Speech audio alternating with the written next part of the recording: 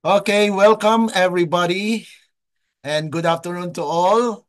We are here now in our prophetic insights on the book of Revelation. We are in our series, which we are finishing our study on the seven churches.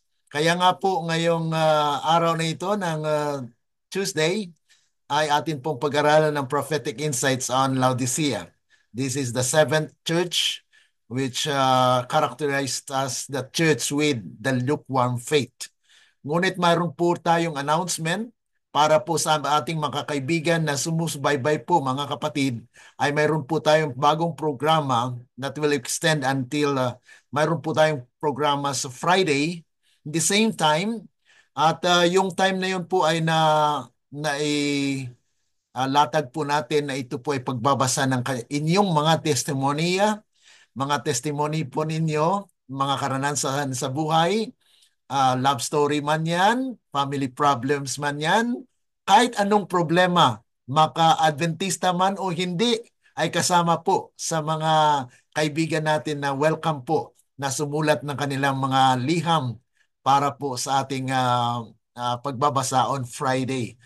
So every Friday po ay mayroon po tayong pagbabasa. And then within a month ay pipili po tayo ang pinaka the best. At ang pipili po niyan ang atin din pong mga viewers. Ano po? Kaya maganda po kayo. Sa Friday ay umpisahan po natin at si Ate Air po ang babasa po niyan at bibigyan po natin ng makahulugang biblical principles at biblical insights na ito po ba ay karanasan na pinaintulutan ng Panginoon na kung saan ay mayroon ding mga prinsipyo kung paano po natin ah, harapin ang mga hamon sa buhay. Okay? Yan po yung ating announcement na this coming Friday will be our first day for the reading of testimonies, love stories, and other stuff from you.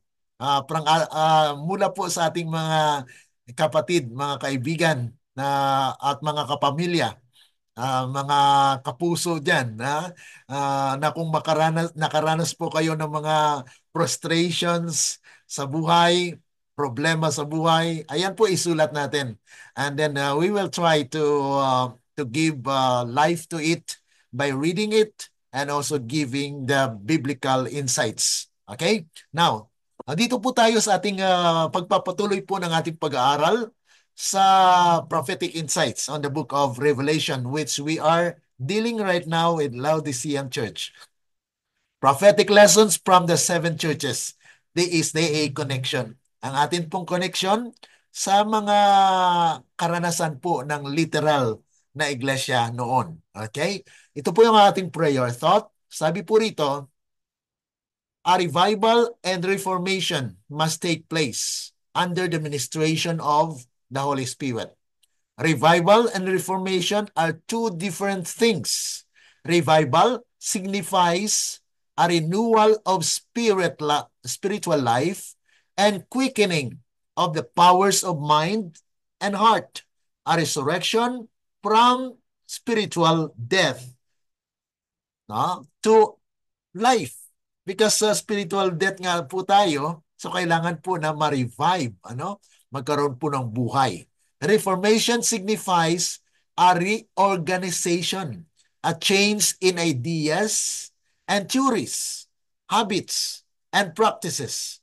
Reformation will not bring forth the good fruit of righteousness unless it is connected with what? With the revival of the Spirit. Revival and reformation are to do their appointed work. And in doing this work, they must blend. Kaya nga po, yung revival at reformation, hindi po dapat ito naghiwalay, kundi ito po ay magkasama. Okay? So sa atin pong pagtunghay at pagbabasa at pag-aaral po dito sa aklat ng Revelation, atin po matatagpuan na dito po tayo mabubuhay muli.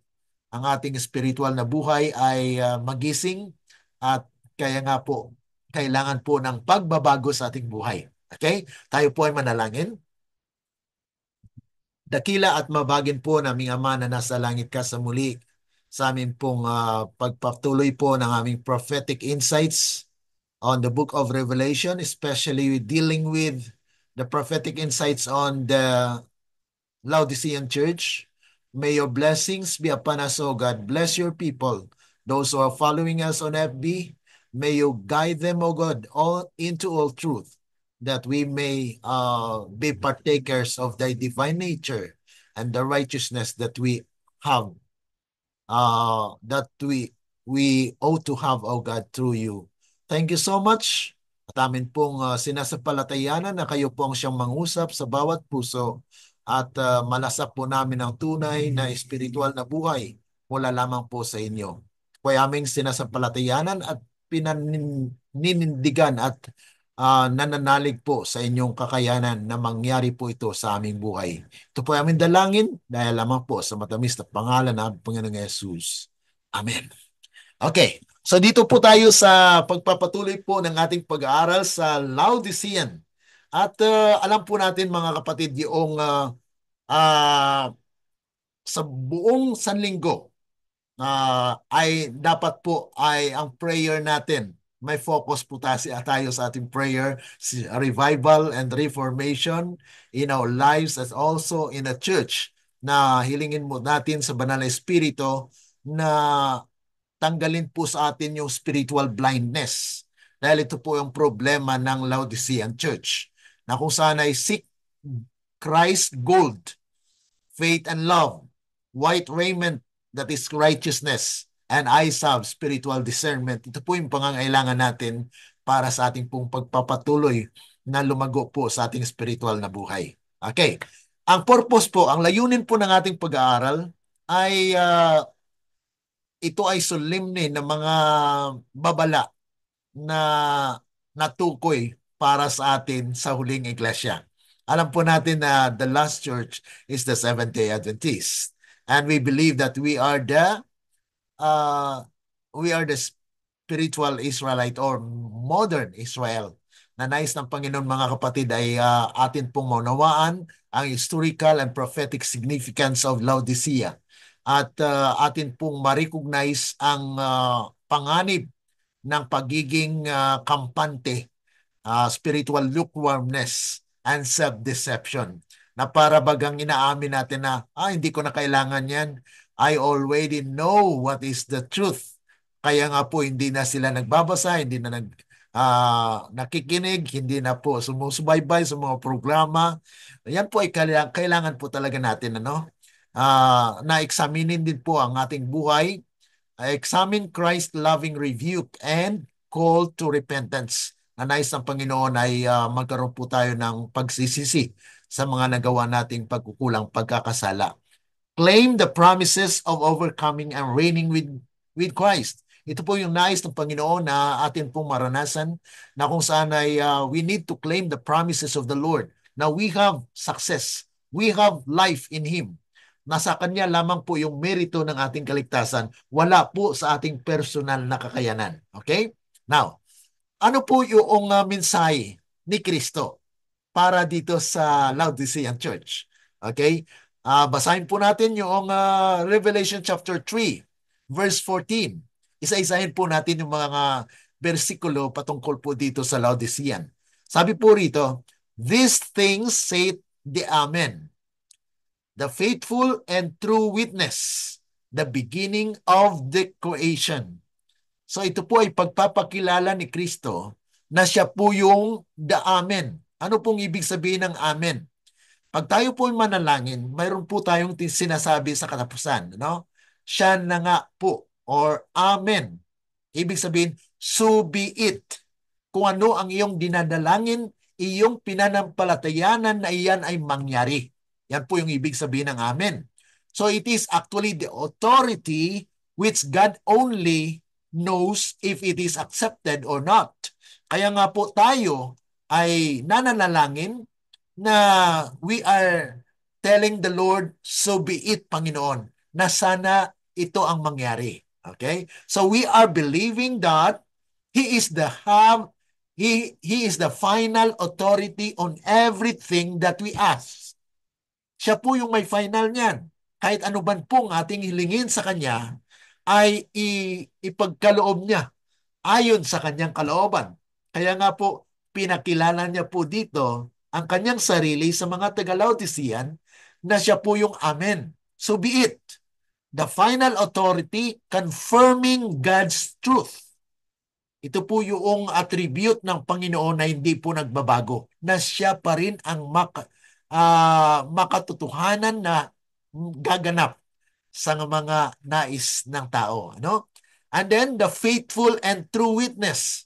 Siya po ay nagbibigay sa atin ng accurate na patutuo ng ating spiritual na kalagayan. Bagamat sabihin natin mga kapatid, I'm active, I'm doing this, I'm doing that, pero mga kapatid, nais ng Panginoon na atin pong tiyakin at kilalanin na siya lamang mga kapatid ang siyang nakakaalam po ng ating mga buhay. Ano? Wala po tayong matatago sa ating Panginoon. Kaya siya po yung huling otoridad, nagpapatibay sa katotohanan, at siya rin po ang tapat na saksi na nakakaalam ng ating mga buhay. Siya yung nagbibigay ng tamang patutuo tungkol sa ating spiritual na kalagayan, because we know that there is judgment that will be facing. Even right now, your name, your activities, whatever you do are written, na sinusulat po yan para yun po ang maging basihan na kung saan ay tingnan po kung ito po bang taong ito ay nagpatuloy na namuhay ayon po sa kanyang katwiran. Okay? Kaya nga may judgment. Ano? Kaya itatayo niya po ang kanyang kaharian ng katwiran. Ngunit mangyari lamang na ang buhay natin ay dapat kaugnay or tugma sa kanyang character. Okay? At siya po ang nagbibigay actually niyan sa atin. Dahil siya po yung pasimula ng paglikha, ang pinagmulan ng tagapagpanatili ng buhay. Siya po yung may-ari ng ating buhay. Kaya nga po, ito po yung pagpapakilala ni Kristo sa kanyang sarili. The beginning of God's creation. The source and sustainer of life. Okay.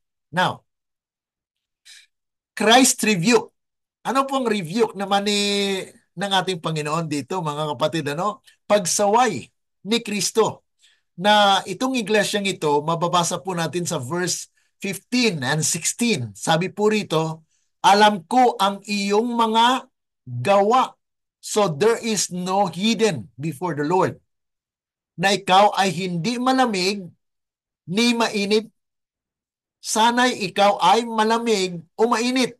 Kaya nga, dahil ikaw ay maligamgam at hindi malamig ni mainit, ikaw ay isusuka ko mula sa aking mga bibig. So this is actually babala. Ito po ay warning na kung saan ay alam ng Panginoon ang ating mga buhay. Na kung saan ay individual man or iglesia.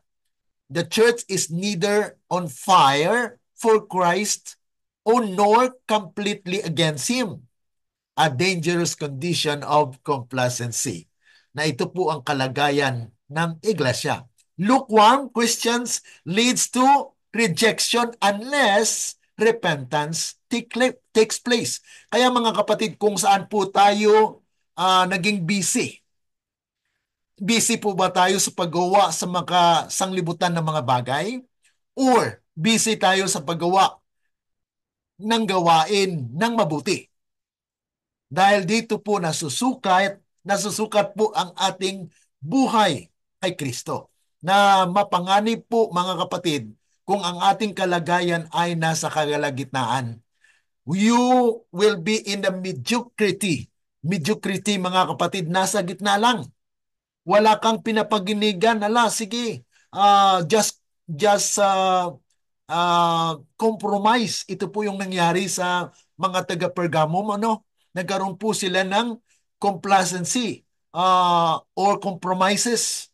na dahil mayroon pong hinahabol, mayroon pong ganito, mayroon pong ganyan.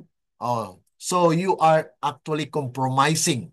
Kaya sabi po rito na ang iglesia ng Laodicean ay hindi mainit o hindi man malamig. Siya po ay maligamgam. At ito pong kalagayan na parang kontento ka na lang. Ang nais po ng Panginoon ay pwede kang maging mainit, pwede ka rin maging malamig. Ang hindi po tinatanggap ng Panginoon ay yung maligamgam. Sabi po nga ng iba, pwede pala maging malamig. Ang ibig sabihin ng pagiging malamig, mga kapatid, ay kung malamig ang panahon, di po ba may pangangailangan tayo? Ano? Halimbawa, nagkaroon ng snow. Ano pong kailangan nyo para hindi ka masyadong malamigan? Di po ba kailangan mo ng medyo makapal na kumot? Ah, yung makapal na damit? Yan po ang ibig sabihin nun, na you are still looking for something to suit you. Katulad po sa mainit. Summer ngayon, ano? Pag sa Pilipinas, ano pong ginagawa natin? Pag mainit po, anong kailangan mo? Di ba nangangailangan po tayo ng medyo malamig naman para ma-cool up o cool down yung init na yan. Ano? So yun po yung nais ng Panginoon na may pangangailangan pa tayo. Okay? Yun pong ibig sabihin ng pwedeng mainit, pwedeng malamig. Pero kung ikaw ay maligamgam, hisusuka ka ng Panginoon. Dahil yan po ang kalagayan na hindi ka lalago. Bakit po? Kasi pag kampante ka na para bagang sinasabi mo, ako ligtas na ko. Hindi ko na kailangan yan. So they are complacent na kung saan ay kontento na po sa kanilang kalagayan. Pero ang kanilang kalagayan, mga kapatid, sabi sa Panginoon, ng Panginoon, hindi nyo alam na kayo pala ay hubad, at kaawa-awa, miserable. Yan po, mga kapatid, ang ating kalagayan.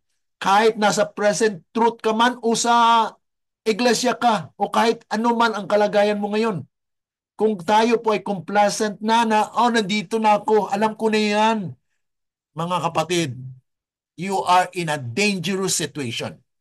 Dahil nais ng Panginoon, mga kapatid, na may pangangailangan ka. Na nais ng Panginoon na kilalanin mo na kulang ka pa rin.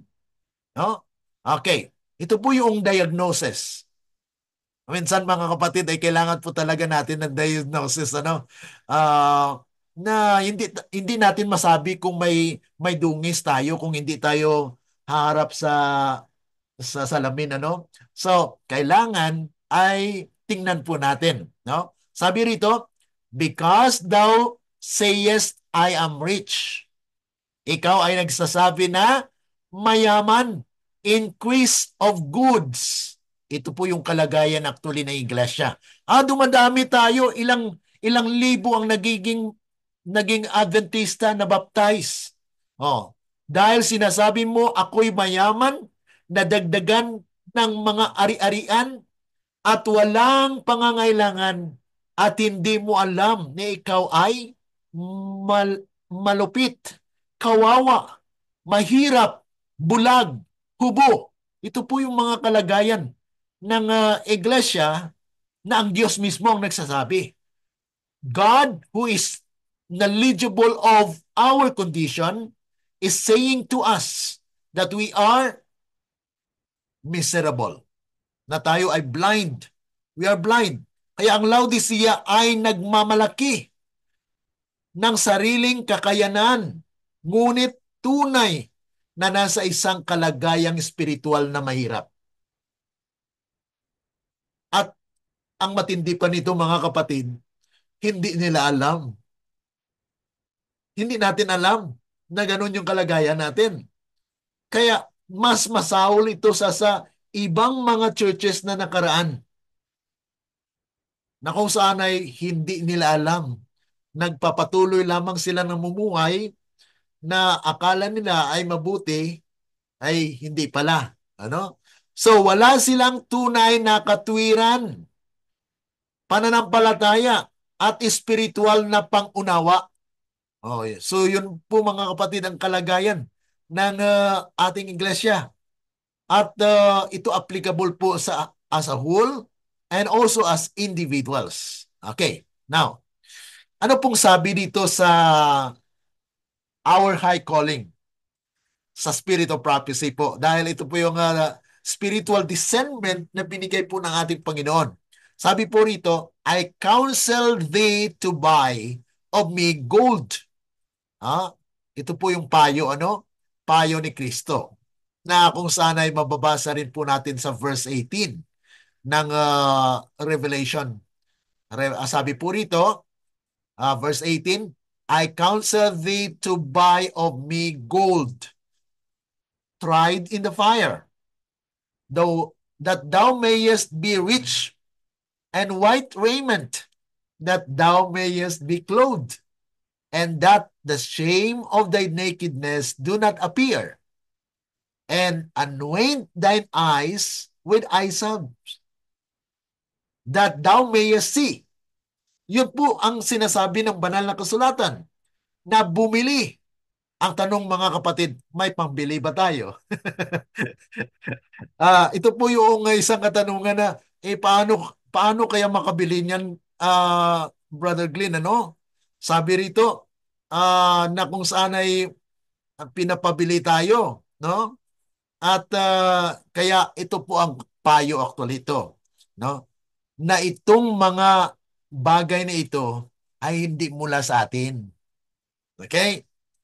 Sa tandaan natin mga kapatid, itong mga bagay na hinihiling ng true witness, ng patutuo ni John sa pamagitan po ng kanyang sulat na inilatag po para ibigay sa Church of Laodicea, literally applied to the church in Laodicea in Asia Minor.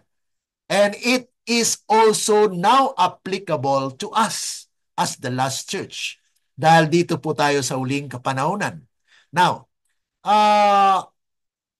ano po ang sabi po ng inspiration tungkol po rito? Ito na po yung our high calling. Ano?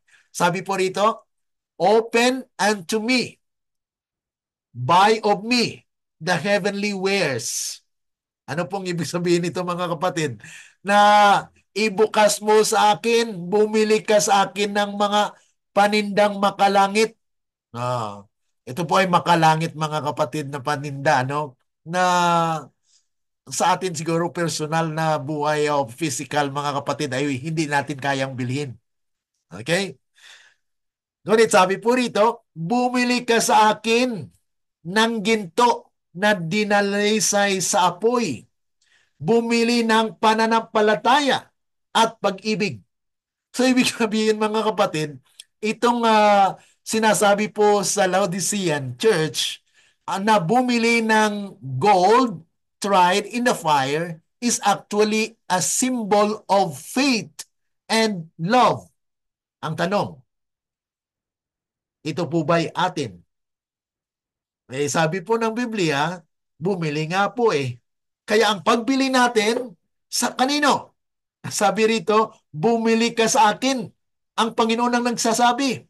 So ibig sabihin, ang Panginoon po ang may pinanggalingan nitong faith and love na hindi kaya po ng taong gawin dahil tayo po'y patay. Yan po ang dapat natin, unang prinsipyo po sa buhay, na kung saan ay bilang tao, dahil sa Adam and Eve ay nagkaroon po ng pagkasala, nilabag ang utos ng Panginoon, then there is a consequence. Mayroon pong konsekwensya ang kanilang paglabag. Kaya nga po sila ay nagkaroon ng result. Ang resulta po nito ay nagkaroon ng sakit, karamdaman, mga frustrations, discouragement, paghihirap, at kahit na'y kamatayan dumating sa tao. Ngunit ang Panginoon ngayon mga kapatid ay na mayroon po siyang ino-offer. Bili kayo sa akin. Bumili kayo sa akin ng gold tried in the fire. And this gold tried in the fire is your faith and love. Paano po maging akin ito? Sabi ng Panginoon, mga kapatid, if you love me. Okay, yung pagmamahal na yon, mga kapatid, ay nagdulot sa iyo ng kalakasan upang ikaw ay sumunod sa Kanya. Okay? Yun po yung love.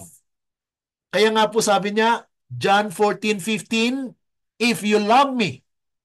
So, ang ating pagsunod ay na-establish doon sa ating pagmamahal sa Kanya. Dahil kung wala tayong pagmamahal sa Diyos, ay hindi po tayo makasunod sa Kanya. So, therefore, there is a prerequisite where we need to feel the love of Jesus. And the love of Jesus gives us opportunity to have life. Kaya sabi niya po doon sa John 1:1, in the beginning was the Word, and the Word was with God, and the Word was God, and in Him was all things had been created. At kung wala po siya, ay walang anuman na i-create. So ibig sabihin, mga kapatid, our lives actually a demonstration of God's love for us. Na dapat po maranasan natin, maramdaman natin na ang pagmamahal ng Panginoon ay nandyan. Ano? So buy of me of the heavenly wares, buy of me the gold tried in the fire. Kaya nga po ang ating pananampalataya ay masubukan. Ano pong sabi ng Biblia? Okay. Basahin po natin, mga kapatid, sa 1 Peter. Okay? Kung mayroon po kayong Biblia, ay matatagpuan po ito sa 1 Peter chapter 1 verse 7. Ano pong sabi ng Biblia? Sabi po rito, 1 Peter 1:7, that the trial of your faith, being much more precious than of gold that perisheth, though it be tried with fire, might be found unto praise and honor and glory at the appearing of Jesus Christ.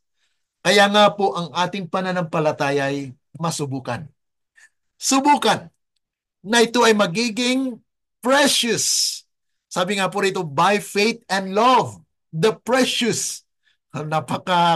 Mahalaga ito, mga kapatid, na maluwalhati po ang pag-ibig na sabi nga po rito, bumili ng pananampalataya at pag-ibig ang mahalaga at marangal na katangian ng ating manunubos. Ang yan po, mga kapatid, na siya po ang mamuhay actually sa atin. So the demonstration of the love and faith is actually the presence of Christ in our lives, mga kapatid. Okay? At sabi pa po rito, inaanyayan niya tayo na bilhin ang puting kasuotan. So hindi lamang po, mga kapatid, yung faith and love, kundi sabi pa po rito, He invites us to buy the white raiment, which is His glorious righteousness. So ibig sabihin, mga kapatid, yung ating katwiran ay wala po yan sa harapan ng Panginoon. Maliban lamang, mga kapatid, na itong katwiran na ito ay magmula kay Kristo, then it will be acceptable, mga kapatid. Dahil ang katwiran ng tao po na makasalanan ay talaga makasalanan. Kaya nga po, we need an outward power in order for us to be accepted. Yes, inilikha po na tayo ng Panginoon, na ayon po sa kanyang kawangis. Ngunit nabahiran po ito ng kasalanan. Kaya nga po, nalugmok ang tao sa kasalanan. Ngayon, si Kristo po ay nagkaroon po ng biyaya. Okay? He offered His life unto us. Na kung saan ang sino mang sumampalataya sa Kanya ay magkaroon ng buhay na walang hanggan. Okay? Paano po ang pagbili nito? Ang pagbili nito, mga kapatid, ay yung pakikinig actually sa salita niya. Kasi kung ang isang tao ay hindi po nakinig sa salita ng Panginoon, hindi po darating sa kanya ang pananampalataya, di po ba? Romans chapter 10 verse 17. Paano po dumarating yung pananampalataya? Di po ba? Okay? Romans 10:17, ang pananampalataya ay dumarating sa ano? Sa pamagitan ng pakikinig. So mga kapatid, ang pakikinig po sa salita ng Diyos, isang kaparaanan na kung saan ay matanggap po natin. At yan po yung we actually spend time with Him. Yan po yung kung paano tayo bibili. Spend time with Him. Through prayer, through reading. Actually, may apat po. May apat po na provision para tayo lumago kay Kristo. Okay, una po. Okay, una ay prayer. Connection natin yan sa Diyos. Okay? Pangalawa ay yung ating pagsamba sa Kanya. Okay? Fellowship, worship. Kasi nandun po yung mga kapatiran mo. You worship, fellowship with each other. Katulad nito mga kapatid, we are worshiping together. So that is how we grow in faith. And then pangatlo po mga kapatid, witness. Okay? So we witness. At yung ang importante dito mga kapatid, yung pagbabasa. No? Kasi yung pagbabasa po, yun po yung pag-aalam ng kanyang katwiran. Dahil sabi nga po doon sa John 17:17, sanctify them by the truth. Thy word is truth. So ang kanyang katotohanan ang siyang nagpapakabanal sa atin. Yun po mga kapatid. Kaya nga po yung pagbili ng pananampalataya at pagmamahal sa Kanya ay yung magkaroon ng kaugnayan sa Kanya. Kaya nga sa ating fundamental beliefs sa Seventh-day Adventist, dinagdag po yung pang 28, ano? Kasi ang ating fundamental doctrine sa Seventh-day Adventist, mga kapatid, ay 27 lang dati, di ba ba? Ngayon ay dinagdagan. At itong dinagdag na ito, in-insert at nasa 11th chapter po yan. The 11th chapter of our 28 fundamental doctrines is about growing in Christ. Now, if we want to grow in Christ, how about our knowledge of Him? Kamusta naman po ang ating pagkaalam sa Kanya? Personal niya ang buhay, sa personal niya. Paano natin siya nakilala? Makilala naman natin si Kristo mga kapatid sa pamagitan din po ng ating pagkaalam, pagbabasa. Sabi po doon sa John 5:39, search ye the scripture, for in them it testifies of me. Ito po ay nag-testify kay Kristo. Kaya nga ang pagkaalam po sa kanyang kalooban, pagkaalam ng katotohanan, diyan po dumarating yung pananampalataya, pagtuo, pagmamahal, pag-ibig. Nandoon po yung tumutubo yung relasyon, kaugnayan natin sa Panginoon. Kaya sabi rito, He invites us to buy the white raiment, yung katwiran ni Kristo. Yan po ay sa katotohanan din, ano? And the eyesab. Yung eyesab, mga kapatid, ito po yung panghaplas sa mata na hindi makakita, ano? Bulag kasi. Sabi nga po yun doon sa diagnostic kanina, we are blind. Now, Christ is offering us eye salves. Ang eye salves na ito mga kapatid, that we may discern spiritual things. Kaya nga po, si Kristo, bago po siya umakyat sa langit, okay, bago po umakyat si Kristo sa langit, mayroon po siyang promise. Ano pong promise niya? John 16 verse 13, howbeit that when I go to heaven, kung siya ay pumaroon na sa Ama, He will send you the what? He will send you the Holy Spirit, and the Holy Spirit will guide you into all truth. Mga kapatid, ang mag-guide po sa atin ay ang banal na Espiritu, hindi yung pastor. Ang pastor po mga kapatid, instrumento rin yon. Pero mga kapatid, balikan natin ang salita ng Panginoon. We need to read His words personally. Na dapat po mga kapatid, basahin natin. Kaya nga, pinapabasa din po natin, we are providing the the PowerPoint na makita po ng ating mga kapatid diyan sa ating SDA online study po, ay makikita po yung slide na nandyan po mababasa kung saan po yan mababasa, at yan po nga dito sa Our High Calling page 350 paragraph 3 na sinasabi po dito na buy of me gold tried in the fire, buy white raiment, and eyesight, that we may discern spiritual things. Oh, shall we not open our heart's door to this heavenly visitor? Ang tanong naman dito mga kapatid, kaya po ba natin buksan ang ating puso kung tayo po ay patay spiritually? So there must be a power sa pamagitan po ng pakikinig.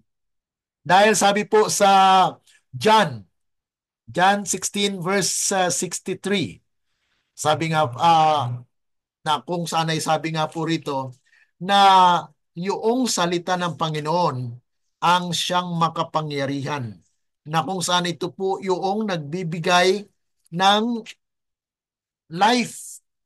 Okay, John 6, sorry. That is John 6, 63. Sabi nga po rito, na it is the spirit that quickeneth the flesh, profiteth nothing. The words that I speak unto you, they are spirit and they are life. Yan po ang sabi ng Biblia. Na yung salita po ng Diyos, ano po yan? Espiritu at katotohanan. Kaya nga kung ang tao ay nakikinig ng salita ng Diyos, then his heart will be open. Pero pag ang tao po ay hindi nakikinig, ay paano po mabuksan ang kanyang puso? Di po ba? Dahil sa pakikinig po, doon dumarating yung pananampalataya. Kaya nga po, napaka-importante ang pakikinig po ng salita ng ating Panginoon. Ano pong counsel? Karagdagan po ito ay counsel. Ito po yung karagdagan sa paunawa po sa atin na gold trial in the fire. Ano pong kahulugan nito? True faith and love purify true trials. Kaya wag po tayong ma-surprise. Bakit may mga pagsubok sa ating buhay?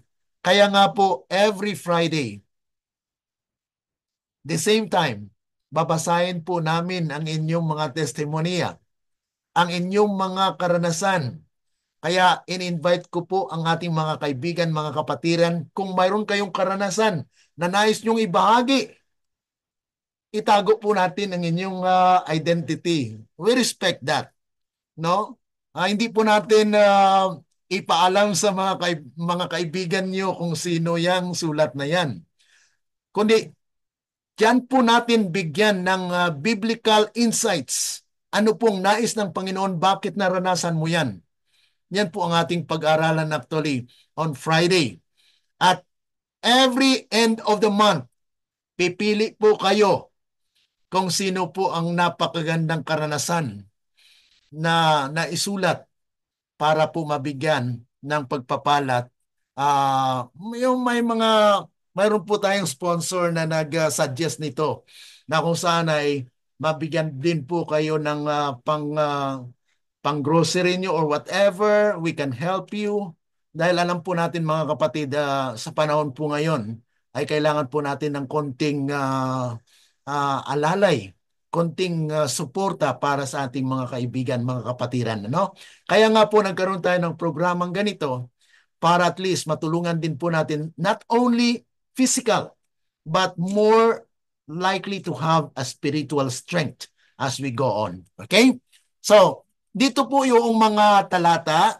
Kung nais po ninyong dagdagan ang inyong kaalaman po, bakit sinabi po itong gold tried in the fire as faith and love Dahil mababasa po yan sa Biblia, no? First Peter chapter 1 verse 7 and 8, Habakkuk chapter 2 verse 4, and Romans chapter 1 verse 17. And then Galatians chapter 3 verse 11 na sinasabi diyan mga kapatid na it is actually the those who will be justified is by faith. Ang ma-justify po ang inaring ganap ang siyang may pananampalataya sa Diyos. Okay? And then, mababasa rin po sa Galatians chapter 5, verse 6, and First Thessalonians chapter 5, verse 6, na ito po ay patungkol sa pananampalataya at pagmamahal na nais ng Panginoon na ating bilhin mula sa Kanya. Okay? Dahil hindi po tayo magkaroon, wala po tayong sariling kakayanan dito na magkaroon po ng pananampalataya. Ang pananampalataya at pagmamahal na tunay ay regalo po yan ng Diyos sa atin din. Sabi nga po sa 1 John 4:8, He that he that loveth not knoweth not God, for God is love. So, the source of love that we are experiencing is the love of God. That is agapao, agape. Agape love. Alam niyo pa mga kapatid, yung agape love is actually, it is a higher form of love na hindi ka nag-iisip ng laban sa inyong kapwa. Hindi ka wala kang iniisip na pangit laban sa iyong kapwa. You are just doing good, having this relationship with them. Hindi ka nag-iisip ng masama laban sa kanila. That is love. That is agape. Ang Panginoon mga kapatid ay bagamat tayo lugmok sa kasalanan, ang Panginoon mga kapatid ay nag-iisip sa atin na para bagang, yes, normal po mga kapatid na nagkamali because we are sinners. Kaya nga po ipinagkaloob niya ang biyaya. No? Kaya't ang atin namang role mga kapatid, aminin natin. Katulad po dito sa Laodicean, they are not acknowledging that they are poor. They are boasting that we are rich. Ako'y mayaman, ako'y Seventh-day Adventist. Alam ko na yan. Hindi ko na kailangan magbasa pa. Hindi ko na kailangan mag-aral pa. Alam ko na yung 28 fundamental doctrines. Pero mga kapatid, hindi ganun. Ang nais ng Panginoon na we are open to His guidance. We ask the Lord, Lord, what is the truth right now? Ano pong katotohanan sa presenting panahon ngayon? How many years na tayo Seventh-day Adventist? Are we growing in truth? Tayo po ba ay lumago sa ating pagkakilala sa katotohanan? Kung hindi pa po mga kapatid, ay dapat po ay tingnan po natin, pag-aralan po natin. Kaya we actually plan and have this online study so that you have the opportunity to listen. Kahit nagta-travel po kayo dyan, mayroon lang kayong earphone, okay lang po yan. Just continue on. Listen to the Word of God because this is where your faith and your love for Jesus Christ will grow. Okay? White raiment. What is white raiment? Anong puting damit? Kay Kristo ito mga kapatid. Christ righteousness covering our sins. Matthew 17 verse 2, chapter 28 verse 3, Mark chapter 9 verse 3, Luke 9:29, Luke 3 verse 5 and 18, and then Revelation chapter 4 verse 4. So these are white raiment, yung katwiran ni Kristo. Yan po yung damit na pinasuot kay Adam and Eve na mayroong pong pinatay na lamb. At it was actually Christ, the symbolization mga kapatid, symbolize of Christ. Now, ISAB, what is ISABs mga kapatid? The Holy Spirit discernment to see our true condition. And you can read that one in the Spirit of Prophecy, Faith and Works, page 84, paragraph 3, and then Selected Messages, book 1, 358, paragraph 3. Ano? So yan po mga kapatid yung pagkaunawa natin na ito po ay inalalayan tayo ng banal na espiritu sa pamagitan po ng mga spiritual readings the spirit of prophecy, that we can see and understand the words of truth. Now, Christ's loving rebuke and call to repentance. Sabi nga po rito sa verse 19 and 20 of Revelation 3, as many as I love, I rebuke and chasten. Be zealous, therefore, and repent. So ito po ang hamon po ng ating Panginoon sa atin. Christ's rebuke comes from love, not condemnation. Behold, I stand at the door and knock. Minsan mga kapatid, maraming nag-misinterpret dito, no? Na para bagang kailangan ko pala magbukas kasi ang Panginoon ay kumakatok, no? Christ is outside the door, seeking entrance into the heart of His people, a personal invitation to a deeper relationship with Him. Ito po mga kapatid, sa personal po nating buhay, ang atin pong puso ay hindi natin kayang buksan. Di po ba? Hindi natin kayang buksan po yan. Ngunit ang salita ng Diyos na ating napakinggan, yun po ay may kapangyarihan. Because ayon nga po doon sa binasa natin, John chapter 6 verse 63, that the word of God is life and spirit. Kung life and spirit po ang salita ng Panginoon mga kapatid, may kapangyarihan po siyang bumukas na yung puso. Patuloy lang pong magbasa ng Biblia. Patuloy makikinig ng salita ng Diyos. At ang iyong puso ay mabubuksan at si Kristo ay papasok sa iyo. Yan po ang nais ng Panginoon na maranasan po natin. Because we are invited like Adam and Eve. Noong nagkasala po sila, ano pong ginawa nila? Are they looking for Christ? Are they looking for God for solution? No. They do it by themselves. Yan po yung likas ng tao na para bang gagawa ka lang ng sarili mong desisyon, sarili mong gawa para masolusyonan ang iyong kasalanan. Pero nasolusyonan po ba mga kapatid sa Adam and Eve? Mga kapatid, maari na yun po ay kabahagi sa kanilang resolusyon sa kanilang buhay. Ang una pong ginawa nila, nagtago. Dahil nagkasala. Yan din po ang karamihan sa ngayon. Nagtatago pag nagkamali. Pangalawa, noong natagpuan na, ano pong ginawa? Nagsisihan. Ito kasi siya kasi, ang kahirapan kasi, ganito kasi. Oh. So you are justifying what you are doing. Yun po mga kapatid ang nangyayari sa tao ngayon. So they have their own solution to sin. Pero anong solusyon ng Diyos? Ang solusyon ng Diyos mga kapatid, bagamat alam ng Diyos kung saan sila, hinanap sila ng Diyos. Kaya nga yun mga kapatid, hinanap kayo ng Panginoon. At ngayon itong prophetic insights, isang kaparaanan para mahanap kayo. Na mangusap ang Panginoon sa inyo. Mangusap ang Panginoon sa atin. Na ito ang aking mensahe para sa iyo. Tinatawag kita na dapat buksan mo ang iyong puso. Ang ibig sabihin niyan mga kapatid, makinig ka sa Kanya. Kasi kumakatok nga po siya Kumakatok siya.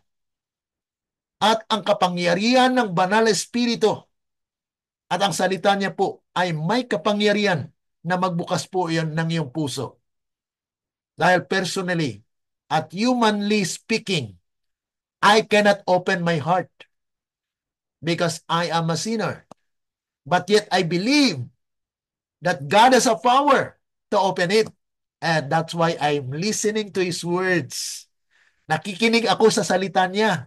At doon po sa salita niya ay may kasagutan na kung saan ay matunghayan po natin na si Kristo po ay may panukala para sa atin. Nais niya po mga kapatid na magkaroon tayo ng deeper understanding of deeper relationship with Him. Kaya nga po sabi rito, yung mga naka-overcome, to him that overcometh, ito po yung mabasa natin sa verses 21 to 22. Ano pong sabi? To him that overcometh will I grant to sit with me in my throne. Nakita niyo mga kapatid, ano? Kailan po mangyari ito? 1,000 years.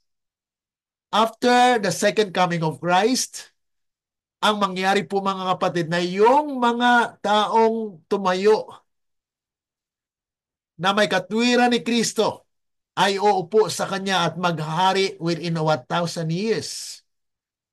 Mababasa po yan sa Revelation chapter 21, 22. Atin po yung mapag-aralan dito sa ating serye. Ano po? The overcomers will reign with Christ in His kingdom. Kaya nga po magtatayo siya ng kaharian. Okay? Ang kaharian niya po, the entrance is the kingdom of grace.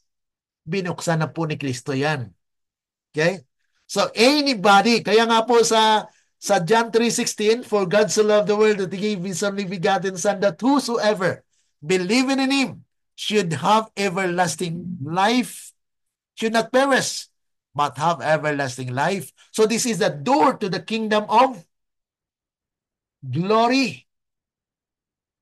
Na ang glory mga kapatid ay hindi na mamatay. Okay? So kailan po mangyari yan? There is a partial fulfillment of that before Jesus comes, mga kapatid. Bakit po? Dahil sabi po doon sa Ephesians chapter 5 verse 27. Ano pong sabi ng Ephesians 5:27? That I may present to myself a glorious church without spot or wrinkled or blemish. Dahil kung ang tao po ay may kasalanan pa when Jesus comes, they will be consumed by His glory. Kaya there is a partial fulfillment of the establishment of the kingdom of glory when Daniel chapter 2 verse 44 will be fulfilled. Ano pong Daniel chapter 2 verse 44? In the days of this king shall the God of heaven establish a kingdom that will never be destroyed, because the stone will be what? Verse 45.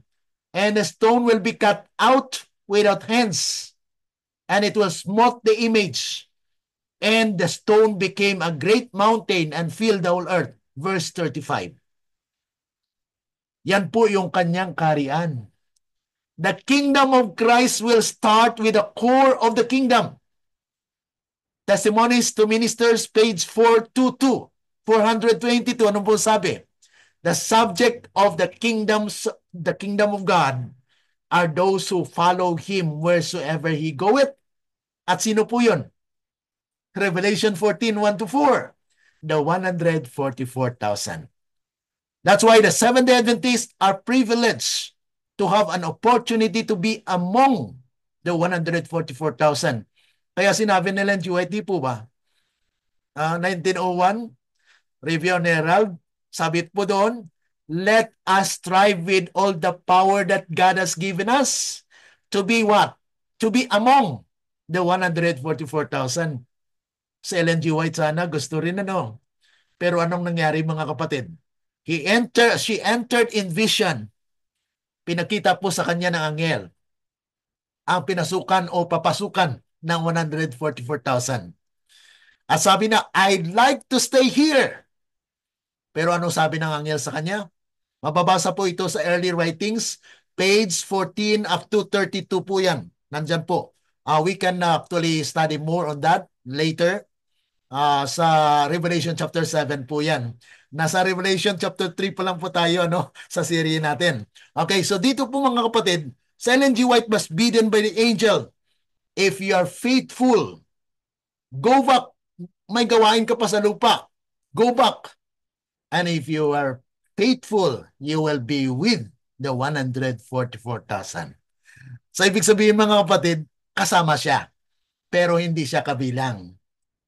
Kasi pag among is the number. Okay?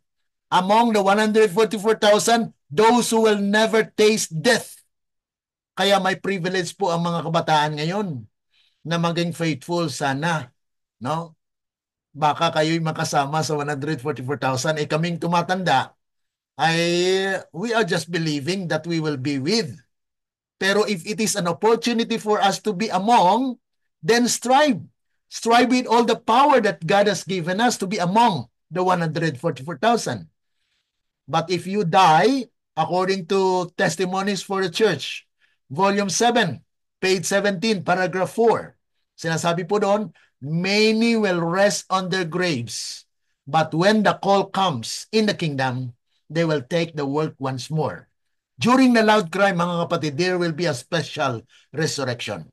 And those who will be a part of those, mga kapatid, will shine like a star. Kaya diyan po yung Daniel chapter 12, ano?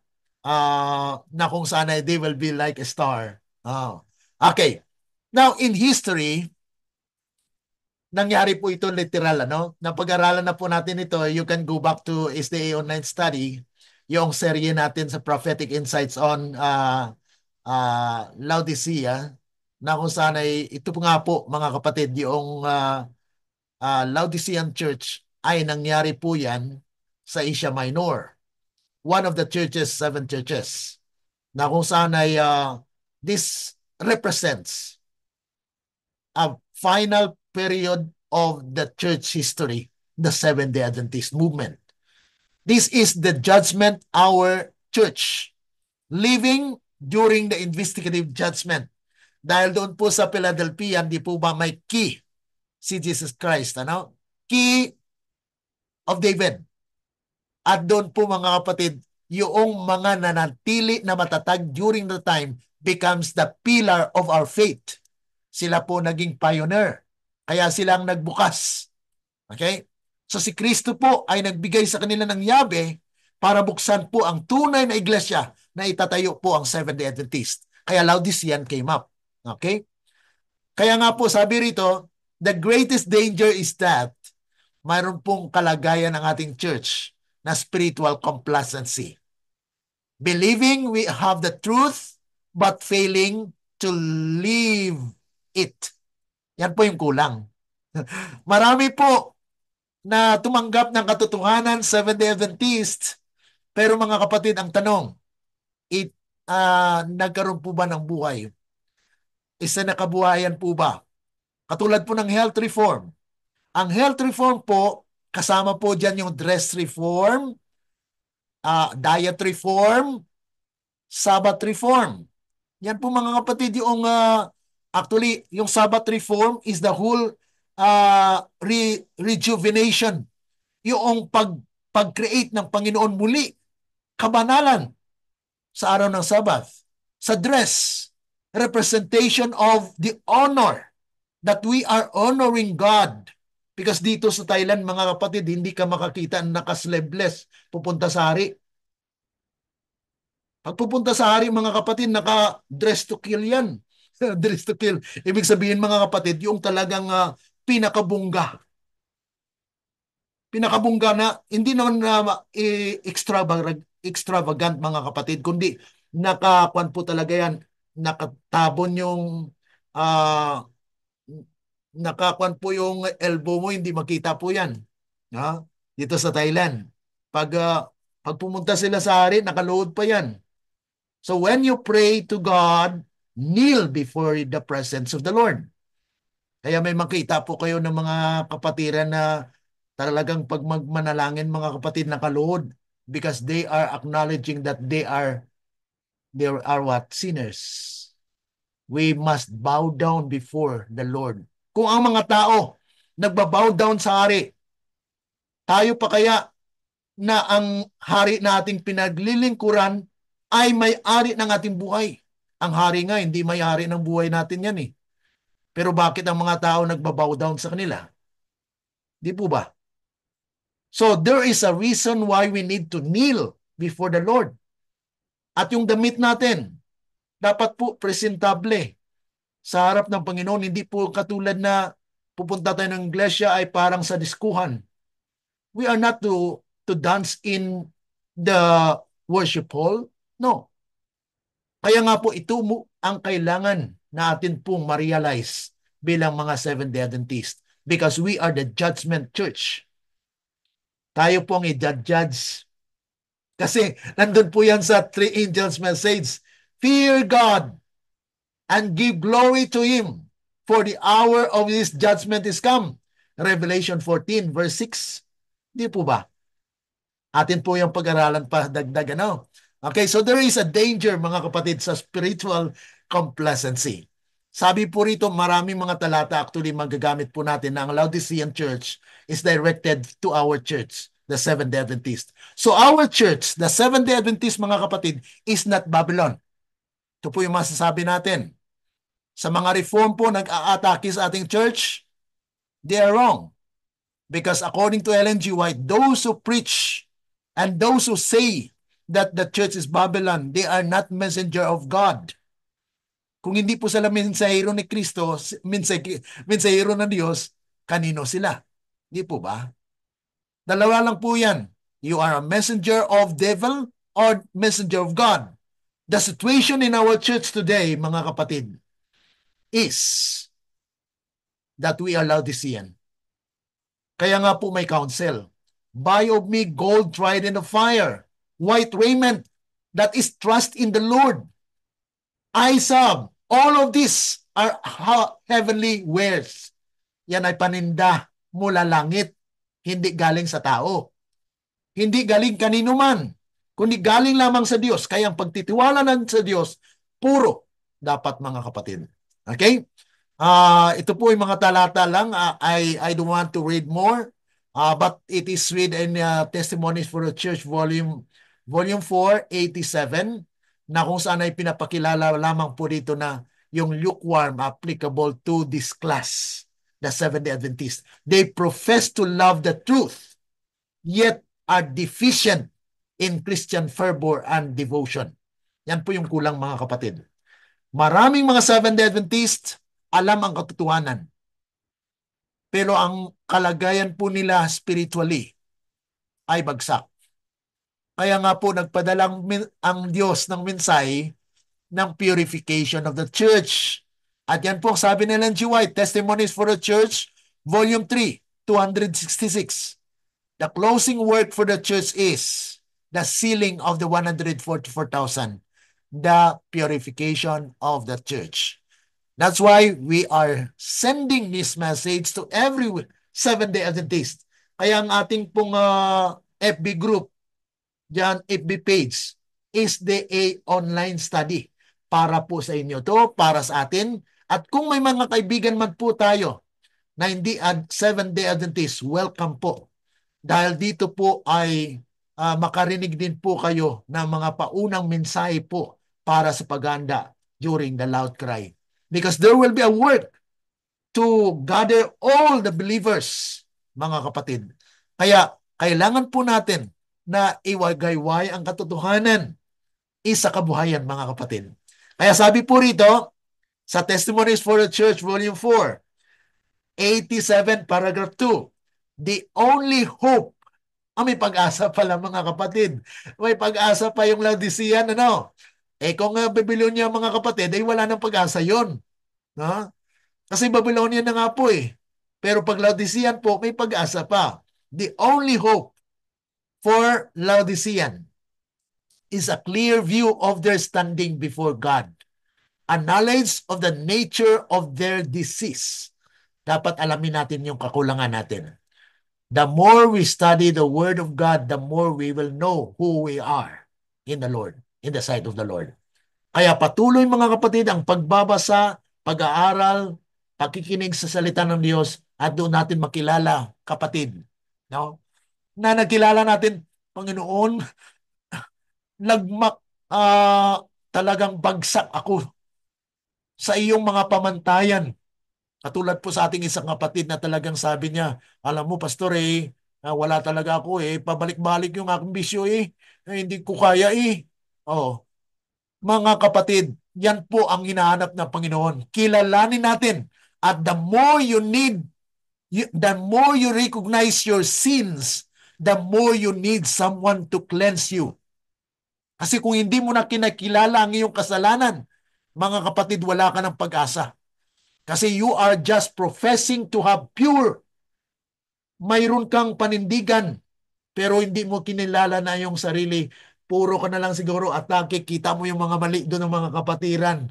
Inatake mo yung kapatiran, pero ang sayo, hindi mo tinitingnan.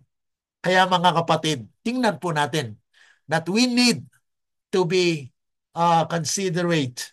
Now, we need to ask the Lord, Lord, kayo lamang ang siya makapagbigay sa akin ng pag-asa. Faith and love are two riches. Ang pananampalataya at pag-ibig ang tunay na kayamanan, mga kapatid. Pero marami sa mga Adventista, no, wala na po yung pag-ibig. Pag magsalita ka ng katotohanan, itataboy ka pa, no? Ano po, kapatid, ano?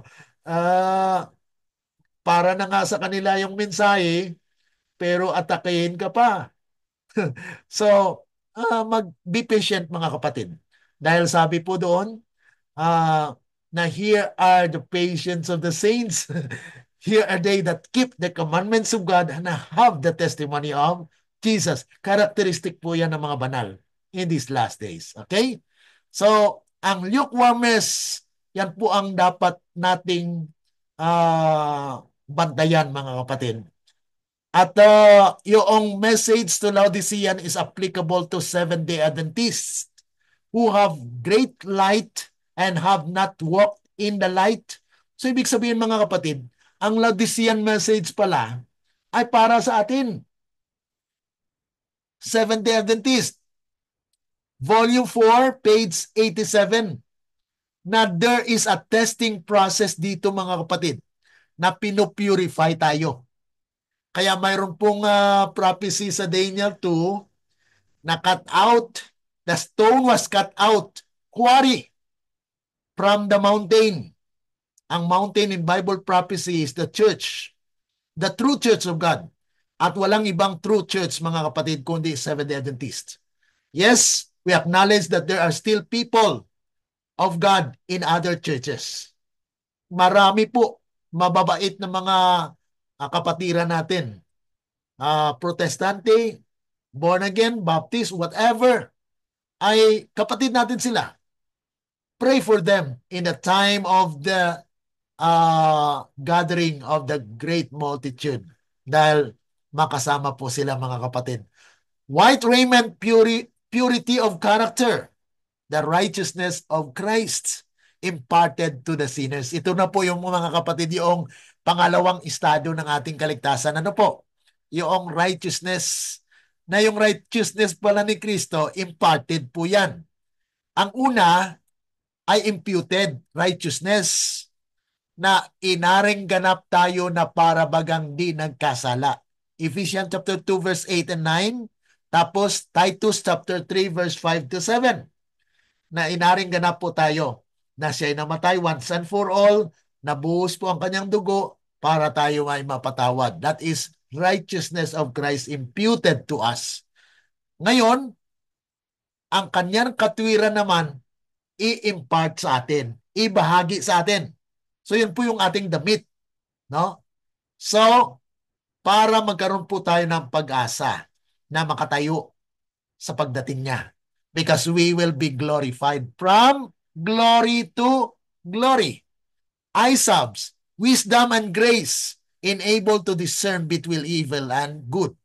Kaya yun po, mga kapatid, ang pinapabili sa atin, yung eyes din, no?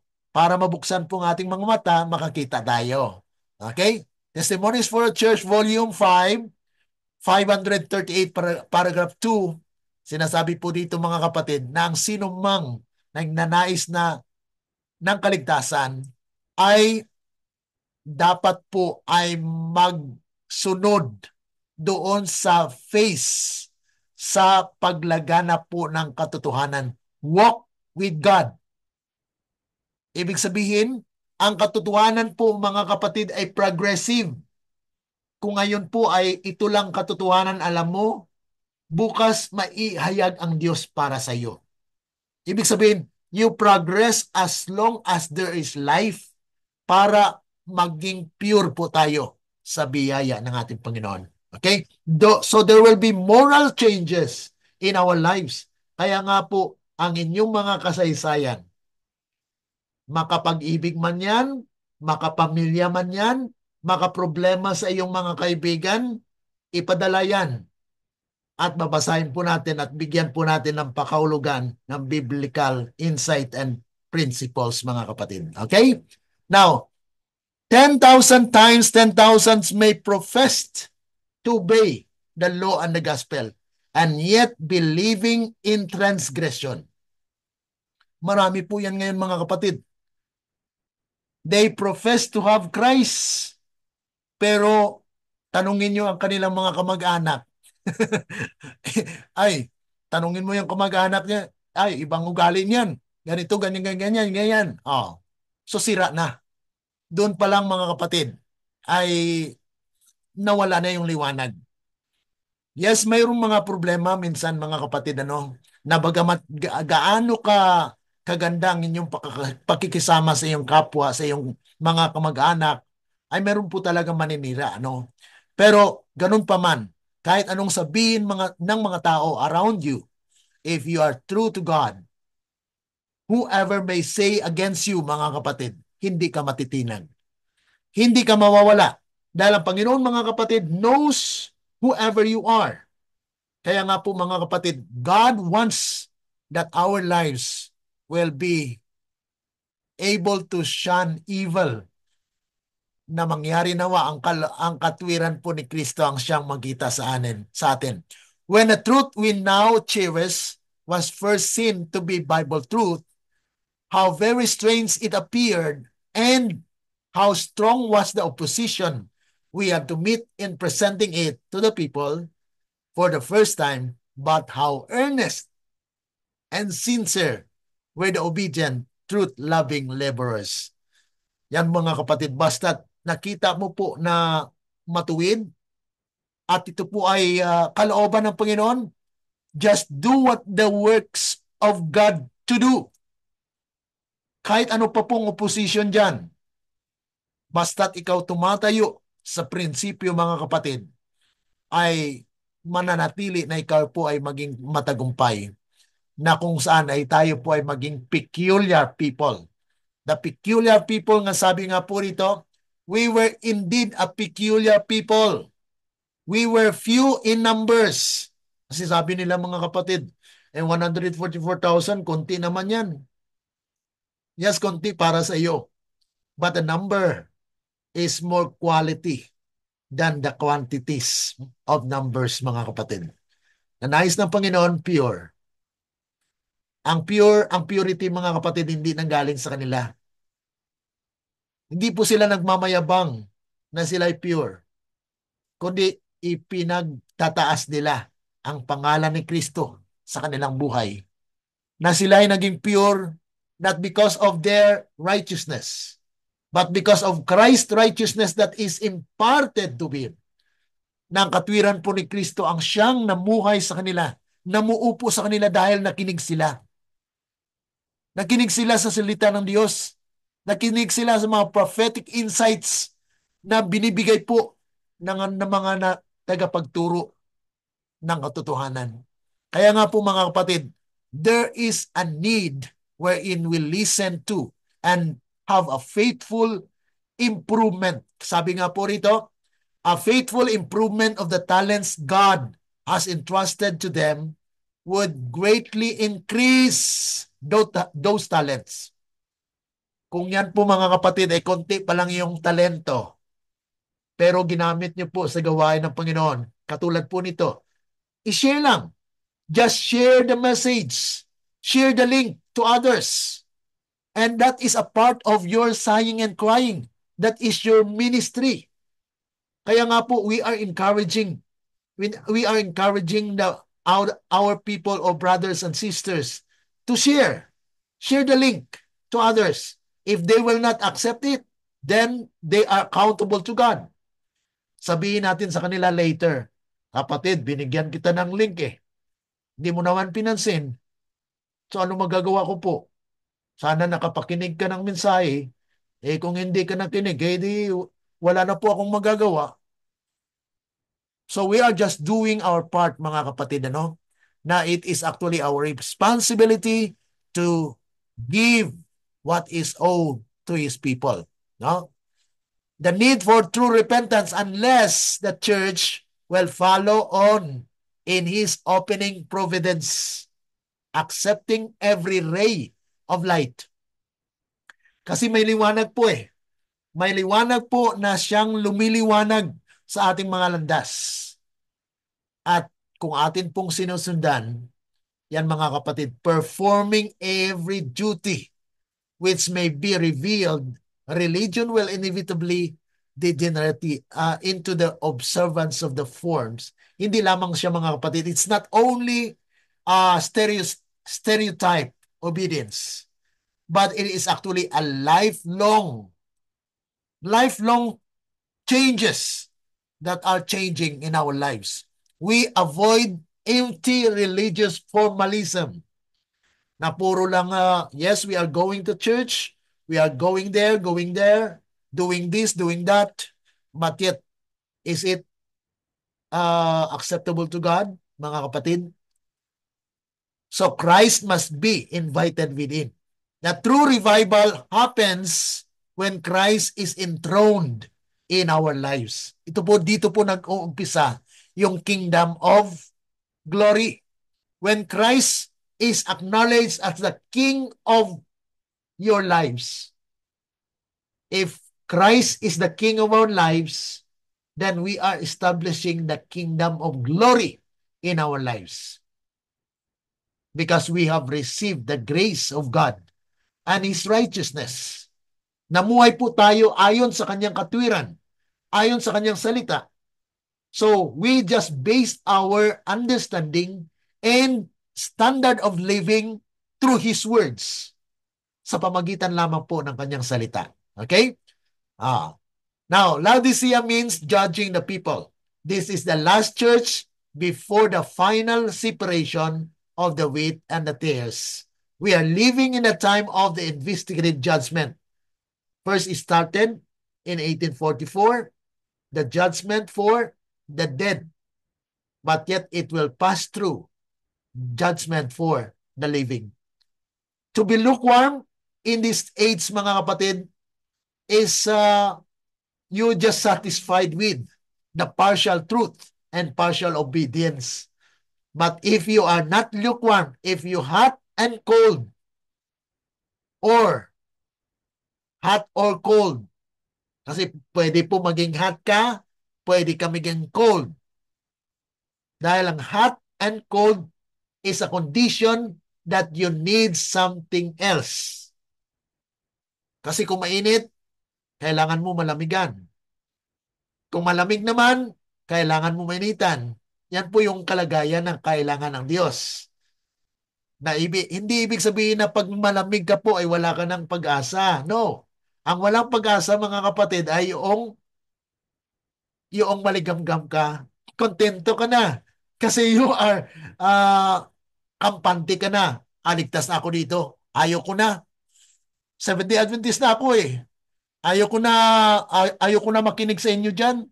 Kasi ang maligtas yung Seventh-day Adventist. Yes, tama po yun.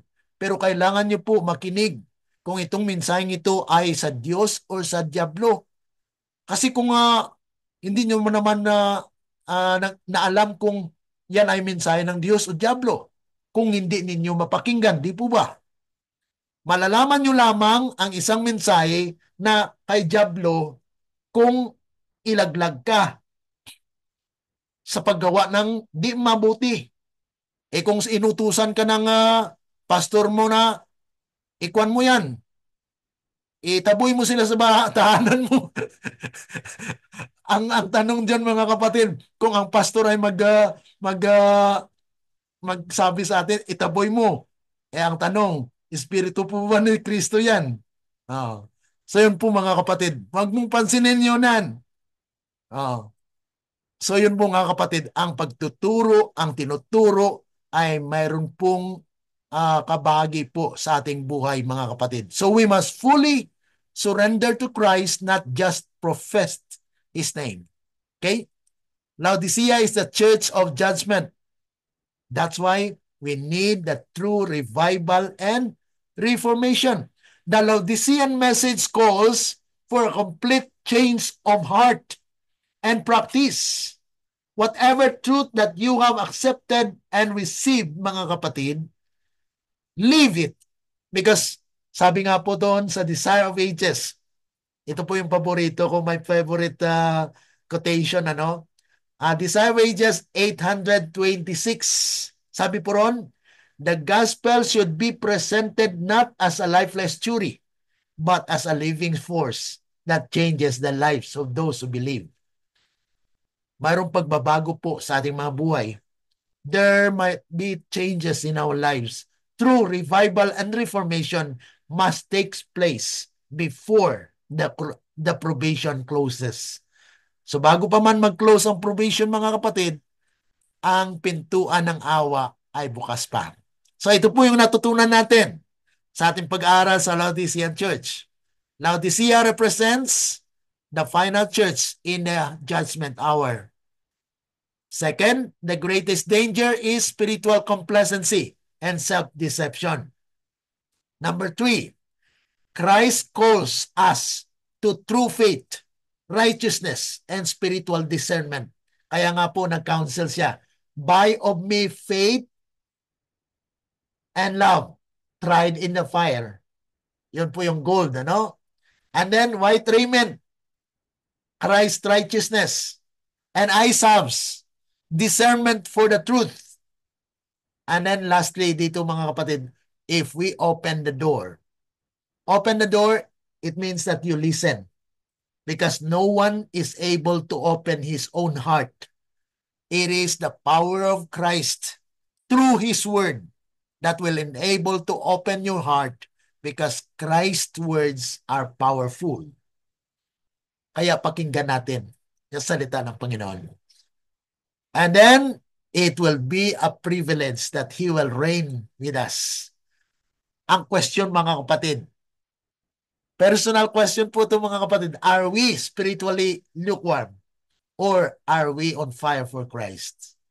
Tayo po ba'y kampante na? Or on fire? Nag-iinit talagang tawag nito, talagang umiinit sa gawain ng Panginoon. Have we invited Christ into our hearts and lives? Are we truly preparing for the final judgment? Or just going through the religious motion? Kung ano na lang, simba ka na lang dyan, okay lang, pabalik-balik ng church, pero hindi naman lumalago. Mga kapatid, kailangan po natin ng pagbabago. He that can hear, kung sino man ang may tainga, let him hear what the Spirit says unto the churches. Okay? So dito po nagtapos ang ating pag-aaral sa Laodicean Insights. Any reaction? Any reflection po, mga kapatid? Sa online? Any reaction? Reflection? Brother Glenn, pakiulit sa number 1 kasi biglang nawala ang signal. Okay. Number 1 sa Laodicean represents the final church in the judgment hour. Oo. Yan. Number 2, the greatest danger is spiritual complacency and self-deception. And then number 3, Christ calls us to true faith, righteousness, and discernment, spiritual discernment. And then number 4 po, if we open the door, Anong Christ page yung will, okay? Christ will open, will dwell in us. Yung sa, anong page nung TM, the subject of the kingdom of God? Okay, TM 422. 422. Okay. Apo. The subject of the kingdom are those who are walking with Christ, whithersoever he goeth. Ibig sabihin, followers. Talagang sumunod-sunod sa apak ni Kristo. At nanampalataya doon kay Kristo. At walang ibang connection po yun na whosoever who goeth or whithersoever he goeth. Sino po yun? Revelation 14, 1-4. 144,000 po yun. Okay? Okay.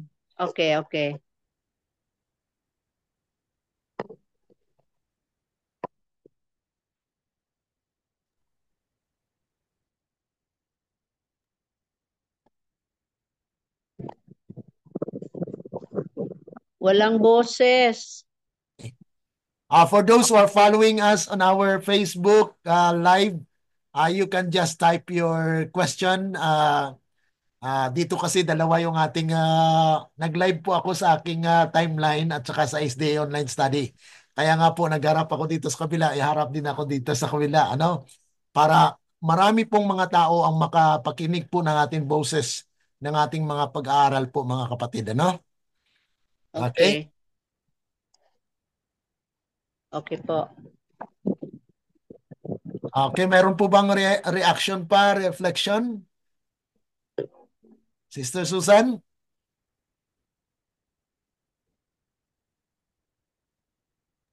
Okay.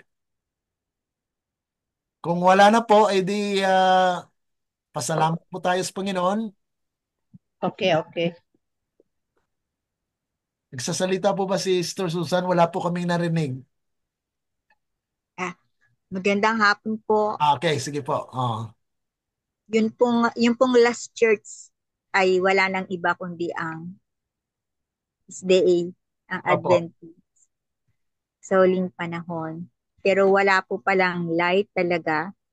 Mhm. Merong light, pero walang buhay Opo. na ibinigay ang Lord.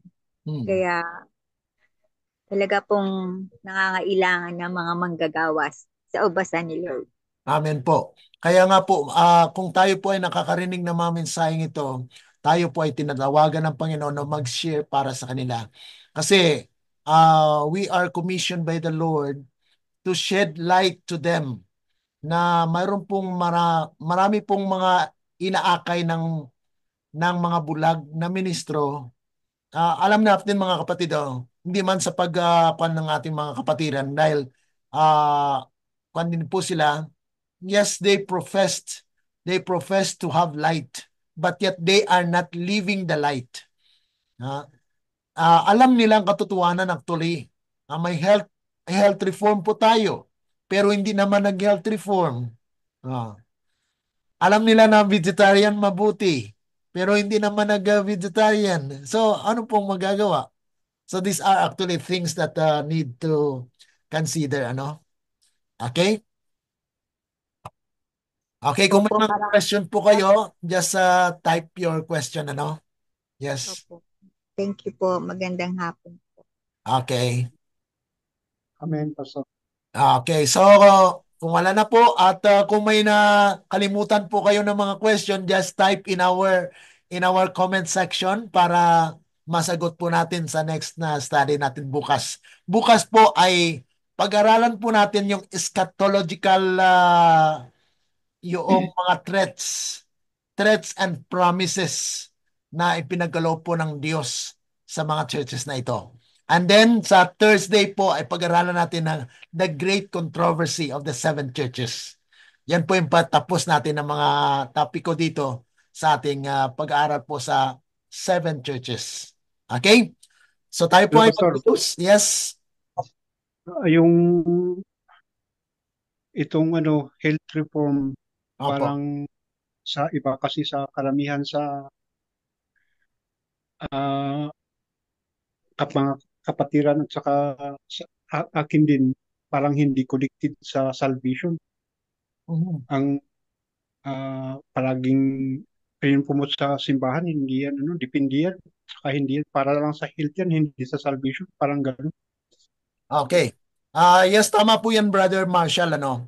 Yung health reform ay walang merito sa ating kaligtasan. Yan po yung sinasabi nila. Pero ito po ay yung health reform is actually to maintain and preserve our life as we are preparing for the second coming of Christ.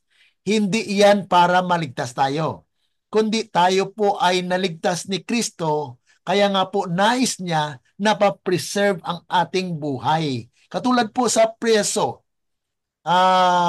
nagkaroon po siya ng life sentence. Ngayon binigyan po siya ng parole. Ano? Binigyan siya ng parol ng presidente. Ngayon, lumabas siya ng bilangguan. Ngayon, para ma-preserve po na hindi siya manumbalik sa prisuhan, anong gawin niya? Hindi po ba mag-obey? Alagaan niya kung ano po yung mga counsel, ano pong gagawin doon. Wag kang magnakaw, wag kang magganito. So ito po yung health reform is actually to preserve our lives because we are actually contacted with diseases. Makakaranas po tayo ng may mga karamdaman. Kung hindi po tayo babalik sa original na panukala ng Diyos, ay mananatili po tayong sakitin. And are we glorifying God when we destroy the body that He created? Kaya nga po nagkaroon siya ng health reform na dapat manumbalik tayo sa ganitong pagkain dahil ito ang original niyong pagkain. Alam ng Diyos kung ano ang dapat sa ating katawan. Kaya nga po nagpadala siya ng mga mensahe that we may glorify Him who created us because our body is God's temple. So hindi po yan para sa kaligtasan natin, kundi para ma-maintain ang ating buhay habang tayo naghihintay kay Kristo. Because we are Adventists. Kung tinatawag tayong Adventist, we are preparing for the soon return of Christ.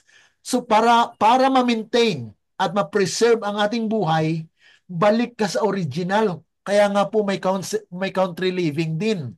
Ang country living to preserve you from moral degeneracy in the city. Ano po ang moral degradation in the city? Makakita ka dyan ng mga hindi ka nais-nais na yung tinitingnan. Manunood ka dyan o ano ka dyan. So marami po yan sa city. So kung nandyan ka mananatili at ang mga tao dyan ay crowded, nag-aaway, mga droga, mga moral problems, so affected ka. Kaya sabi ng Panginoon, go to the country living. Punta ka doon sa medyo ma-preserve yung iyong buhay kasi baka mamatay ka diyan at magkaroon pa ng mga tsunami o halimbawa sa uh, lapit ka sa dagat. Sa kung ano diyan sa syudad o baha. Mabaan ka diyan, ma-earthquake. So ang Panginoon po ay mag-preserve sa atin. Dadalhin tayo. Kasama po yun sa preservation ng Panginoon para sa atin. Okay? I hope you get the point. At sa ating pong pagtatapos ay salamat po sa inyong pagsusubaybay. Bagamat nag-extend po muli tayo ng panahon. So salamat po sa talagang matyaga niyong pagsubaybay sa ating mga pag-aaral. Tayo po ay manalangin. Dakila at mabagin po naming Ama na nasa Diyos, sa langit ka. Kami po ay lubos na papasalamat muli sa mga katotohanan na amin pong napag-aralan. Nanawa kayo po ang siyang mangusap sa bawat puso ng aming mga kapatiran na sumusubaybay po sa programang ito, na sila rin po ay magkaroon ng katiyakan sa kanilang buhay, na kayo lamang ang siyang kilalanin at pananampalatayanan, at mangyari ang inyong kalooban, hindi ang sa amin. Kaya't amin pong dinadalangin ito kasama na po ng pagpapagaling ng aming mga karamdaman, paglutas ng aming mga problema, at pagligtas sa amin mula sa aksidente at sa iba't ibang sari ng mga problema na darating sa lupang ito. Amin pong itong sinasampalatayanan dahil lamang po sa matamis na pangalan ng aming Panginoong Yesus. Amen. Let the words of our mouth and the meditations of our hearts be acceptable unto the sight, O Lord, our strength and our Redeemer. Amen. Amen po. God bless. Amen. God bless. Okay, maraming salamat, Sister Marisa. God bless po. Brother Marshall, Brother Juni, Sister Marian, Sister Susan, and everyone, mga kapatid. God bless you po. Sa atin pong mga taga-subaybay po dyan sa ating online, si Brother Abby, Sister Letty, God bless. Sister Charlene, Pistanio, Dangdang, my sister there in Phuket, God bless you. Sino pa po? Junard, and then Sister Hermie, Sister Socorro. Wow, ang dami natin mga kapatid. Dami pong nagsusubaybay sa ating pag-aaral ngayon. At salamat. God bless you all. At si Merlin, Sister Merlin po sa Canada. God bless you po. And those who will be following us on our FB, we have more tomorrow. And then on Friday. God bless. God bless. Bye-bye, brother. Okay, sige po. Sa Friday po, may mga letters na po tayo na natanggap at babasahin po natin. God bless you and bye-bye. Bye po.